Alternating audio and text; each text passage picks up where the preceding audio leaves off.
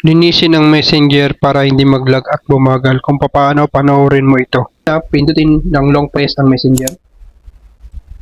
Click Info. Then, pindutin ang Storage. Kung makikita mo sa baba, pindutin ang Clear Data. Pindutin ang Clear Cache. Huwag Clear All Data para naka-login pa rin kayo. Click OK. Pindutin ang Back. Then, kung gusto mong magtipid ng battery or data, pindutin ng battery. Dapat laging naka-restrict background para pag naka-off yung cellphone mo, naka-off din yung apps mo. Pindutin ang back.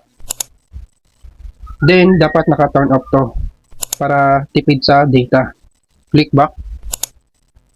So, yun lang. Sana may natutunan kayo. See you on the next video. Huwag mong kalimutan na mag-share at mag-like para mas maraming pang tao ang makaalam. Yun lang. Bye-bye.